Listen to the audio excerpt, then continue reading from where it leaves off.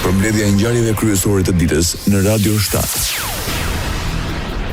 Ministri i Punëve dhe Tregtisë së Jashtme në Republikën e Maqedonisë së Veriut, Timço Mucunski, shmang komentet mbi takimin mes partnerëve të koalicionit qeverisës për ristrukturimin e kabinetit qeveritar. Mucunski tha se është i bindur në arritjen e një marrëveshje. Në lidhje me ndarjen e funksioneve të qeverisë, Mucunski kërkoi nga partnerët e koalicionit të marrin parasysh parimin për cilësi mbi sasinë. Јас сум убеден дека во следните денови ќе биде постигнат договор. Jam i bindur se ditëve në vijim do të arrihet marrëveshje që do të orientohet në rritjen e efikasitetit të qeverisë. Një çështje që vazhdimisht edhe kryeministri mendoi para disa ditëve theksoi, më lejoni që dhe unë ta them, është që nuk bëhet fjalë për numrin e vendeve të partnerit të koalicionit, bëhet fjalë për kapacitetin e individëve, dijen dhe përvojën e tyre, dhe si ata do të kontribuojnë për institucionet që duan t'i udhëheqin. Më pak të fokusohemi në sasi dhe më shumë të fokusohemi në cilësi. Ky duhet të jetë prioriteti të gjithë partnerëve të koalicionit në qeveri. Fokusirаме на квантитет, а повеќе да се фокусираме на квалитет. Тоа треба да биде и приоритетот на сите коалициони партнери во владата. Tha mes të tjerash Timço Mucunski. Arben Taravari nga Lanca për shqiptarët konfirmoi Valbon Limani si kandidat për Gostivarin edhe në zgjedhjet e ardhshme vendore. Valboni ka fituar 17.000 vota përkundër Vlenit me 4.000 vota. Qytetarët Valbonin e kanë përzgjedhur me 62% për kraje. Ai duhet t'i konfirmohet edhe një herë për shkak të mosarritjes së numrit të mjaftueshëm të votuesve në raundin e parë të zgjedhjeve lokale në Gostivar, do të ketë sërish votime. Më 19 tetor kandidati i KI ishte Valbon Limani, ndërsa nga radhët e Vlen ishte Azir Aliu. Përplasi mes kryeministrit të Maqedonisë së Veriut, Histria Mickovski, dhe ushtruesit të detyrës për komunën e Gostivarit. Valbon Limani kritikoi paralajmërimin e kryeministrit për vendosjen e një deleguari nga qeveria deri në përfundimin e procesit zgjedhor në këtë komunë. Sipas tij, ligji përcakton që mandati zgjat deri në zgjedhjen e kryetarit të ri, tha mes të tjerash Valbon Limani.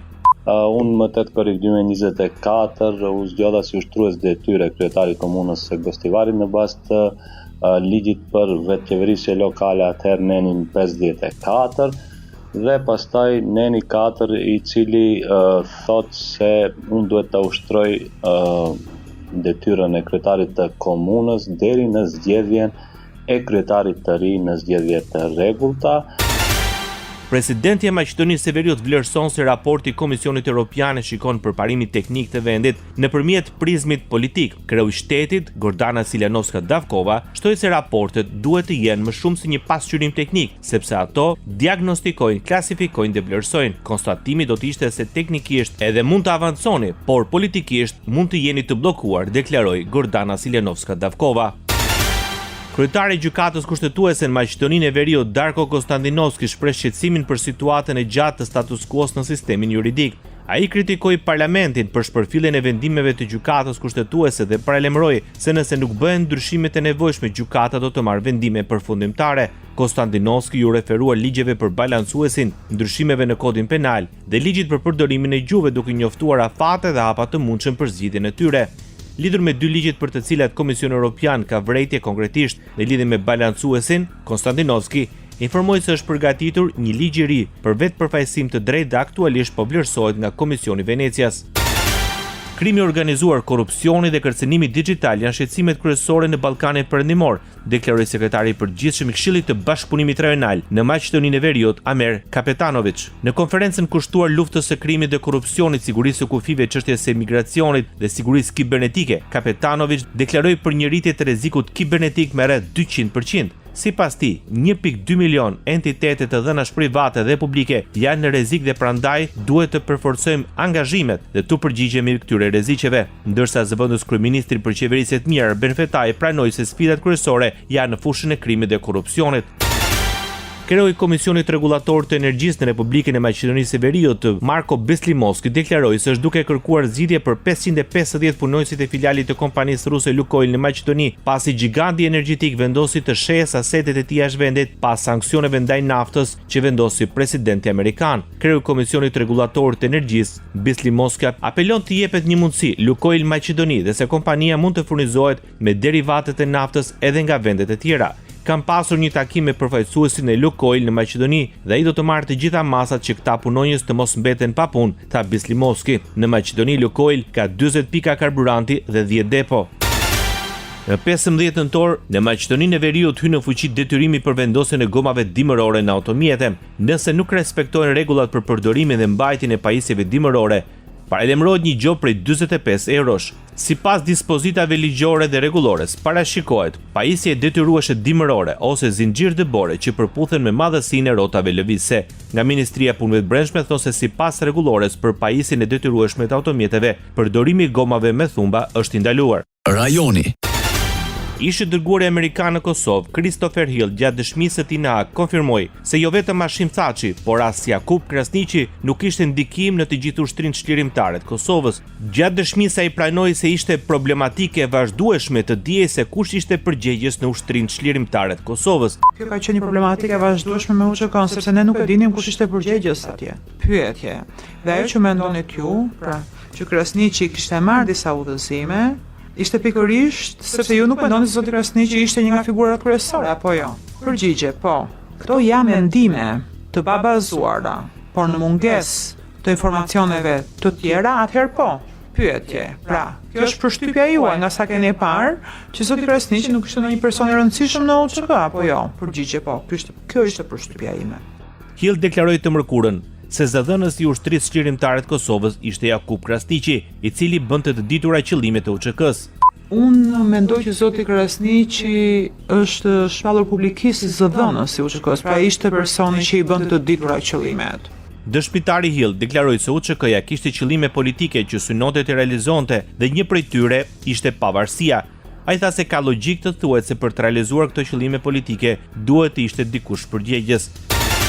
Opozita në Kosovë kërkon rivotim në Mitrovicën e Jugut. Deputeti i Partisë Demokratike të Kosovës për Parim Gruta tha se ka shpalosur parregullsitë që ndodhen me flet votimet në Mitrovicë dhe ka bërë thirrje që ky qytet të shkojë në rivotim. Partia Demokratike e Kosovës vlerëson se integriteti i procesit zgjedhor në Mitrovicë është cënuar rënd. Janë shkelur ligji për zgjedhjet në Republikën e Kosovës dhe standardet e njohura të Komisionit të Venecias për një proces të drejtë dhe të lirë. Në këto kushte, nderuar gazetar, më lejoni të paraqes kërkesat e Partisë Demokratike të Kosovës. Sipas tij, bartja e fletëve të votimit nga një vend në një tjetër bie ndesh me ligjin dhe me rregullat e Komisionit Qendror të Zgjedhjeve. Gruda deklaroi se komisionerët e tij kanë vërejtur parregullsi në procesin numërimit të votave. Komisionerët tonë gjatë procesit të numërimit kanë vërejtur parregullsi të rënda. Fletë votimet me një numër seri caktuar që i takonin një klase, janë gjetur në klasën tjetër, madje edhe në qendra tjera të votimit. Pra, ka pasur bartje të një fletë votimi nga një klasë në klasën tjetër dhe nga një shkollë në shkollën tjetër. Alianca për Ardhmërinë e Kosovës formon grupi parlamentar në Kuvend. Lajmin e konfirmoi zëdhënësi i Aleancës për Ardhmërinë e Kosovës, Kushtrim Xhemaili. Edhe pse partia Ramush Haradinajt ka vetëm 5 deputet, një më pak se numri minimal i kërkuar prej 6 antarësh për të krijuar një grup parlamentar, ajo e ka siguruar këtë përmes mbështetjes së deputetes Duda Balje. Aleanca për Ardhmërinë e Kosovës ishte në koalicion parazgjedhor me nismën, por Fatmir Limaj kishte vendosur të largohet nga kjo parti, duke tentuar të lidhë marrëveshje koalicioni me lëvizjen vetëvendosje në një përpjekje për formimin e qeverisë. Kryetari i Nismës Social-Demokrate Fatmir Limaj kritikon presidenten e Kosovës për mënyrën e menaxhimit të ngërçit politik. Sipas tij, Vjosa Osmani tha se ka pasur mundësinë për të nxjerrë vendin nga kriza politike, duke mos e zbaritur procesin zgjedhor. Limaj tha se gjatë takimeve të presidentes me partitë politike është konfirmuar mungesa e vullnetit për të krijuar një shumicë të dytë parlamentare. Ne kemi pritur që presidentja në përputhje me kompetencat ta nxjerrë vendin sa më shpejt nga kjo situatë. Shmangja nga zgjedhjet duhet të tentohet vetëm aty ku ka shpresë, kur ka një deklarim të qartë nga grupet politike që nuk kanë vullnet për të ndërtuar shumicën parlamentare. Presidentja duhet të luajë rolin tjetër dhe të mos e shtyjë datën e zgjedhjeve, apeloi Fatmir Limaj. Radio 7, zëri pozitiv i qytetit. Kapitali njerëzor, gatishmëria operacionale, modernizimi dhe industria vendase, mbrojtja civile, siguria e komunitetit, si dhe digitalizimi e inovacioni janë prioritetet kryesore të Ministrisë së Mbrojtjes në buxhetin e vitit 2026. Në prezantimin e tij, Ministri i Mbrojtjes Piro Vengu u shpreh se buxheti ka shifrën e 58.9 miliard lekësh me një rritje prej 12% nga viti 2025 dhe për herë të parë arrin në 2.12 të prodhimit të brendshëm bruto. Bëhet fjalë për një buxhet historik, jo vetëm për nga përmasat, por gjithashtu për nga rëndësia e projekteve të financuara. E dyta, sepse në kushtet ku qeveria paraqet një ambicie të re për mbrojtjen dhe sigurinë kombëtare, është jo vetëm e nevojshme, por besoj dhe e dobishme të mund të diskutojmë si ligjvënës për mënyrën se si buxhetet shumë vjeçare të mbrojtjes mund zbatohen në mënyrë më eficiente dhe në mënyrë sa më ndikuese në forcimin e kapaciteteve ushtarake dhe civile kombëtare. Sipas tij, përmes këtij projekt buxheti garantohen 13 miliard lek, jo vetëm për pagat dhe mirëqenien e personelit, por dhe për vimin e rritjes së pagave ndaj mesatares së vendeve të NATO-s. Pezullohet zinxhiri komandues i strukturës së forcës posaçme operacionale të AMP-s pas plagosjes së agjendit të këtij institucioni Muçi Shaljani. Agjencia Mbikëqyrjes Policore ka nisur verifikimin në lidhje me procedurën e rekrutimit të tij. Ai u plagos në atentatin me pasojë vdekjen e shtetasit Gilman Dodani. 3 persona qelluan me automatik ndaj automjetit që po lëvizte në rreth rrotullimin në hyrje të aeroportit Nën Tereza, ku ndodhej agjenti Muçi Shaljani dhe Gilman Dodani, i njohur si bashkëpunëtor i ngushtë i Emiliano Shullazit. Opozita shqiptare qëndron kundër ligjit për barazin gjinore. Ish kryeministri demokrat e vlerësoi ligjin si më të keqin të votuar në ndonjë vend të planetit. Një ligj të cilin nuk e kanë pranuar 21 vende anëtare të Bashkimit Evropian. Nuk kanë pranuar. Një ligj të cilin gjykata kushtetuese franceze e ka hedhur poshtë në vitin 2016. Një ligj të cilin gjykata kushtetuese e Shteteve të Bashkuara e hodhi poshtë para 2 ditëve. Një ligj i cili për të cilin gjykata europiane e të drejtës, e drejtësisë në Luksemburg ka shkruar se çështja e gjinisë është çështje e shteteve anëtare dhe jo nuk buron nga e drejta e bashkimit. Sipas tij, ky ligj rikthen gjaun stalinist, duke theksuar se sipas tij akuzat për diskriminim gjinor duhet të faktohen, përndryshe personi akuzuar mund të dëmtohet. Kryetari i Partisë Demokratike tha se nuk do të pranojnë ligje që shkelin interesin e qytetarëve shqiptar. Për Berishën, ekstremi i majt po përdor këtë ligj për të krijuar padrejtësi. Bota. Bullgaria, Republika Çeke, Estonia, Kroacia, Austria dhe Polonia mund të kërkojnë përjashtim të plot ose të pjesëshëm nga Pakti i Bashkimit Evropian për migracionin dhe azilin. Marrëveshja pritet të hyjë në fuqi në mesin e vitit 2026. Komisioni Evropian njoftoi se 6 vende të Unionit po përballen me situatë të ndjeshme migracioni për shkak të presioneve të akumuluara gjatë 5 viteve të fundit. Ato do të kenë mundësi të kërkojnë Këshillit miratim në një përjashtim të plot ose të pjesëshëm nga kontributet e tyre në Fondin e Solidaritetit për vitin e ardhshëm. Në njoftimin e komisionit thuhet se Greqia, administrata greko-shqipriote, Spanja dhe Italia janë në presion migracioni për shkak të nivelit jo proporcional të mbritjeve dhe se do të kenë të drejtë të përfitojnë nga ky fond. Autoritetet izraelite hapin përfundimisht pikën e kalimit Zikim në veri të ripit të Gazës për të lejuar hyrjen e ndihmës humanitare ndërkombëtare në territorin palestines të shkatruar nga më shumë se 2 vite luftë. Kalimi Zikim ndodhet pranë zonave ku situata humanitare është kritike për shkak të operacioneve ushtarake të kryera atje. Hapja e kalimeve të drejtë për drejta në veri është thelbësore për të siguruar që ndihma e mjaftueshme të arrijë shpejt tek popullata e prekur, deklaroi Zyra e Kombeve të Bashkuara për koordinimin e çështjeve humanitare.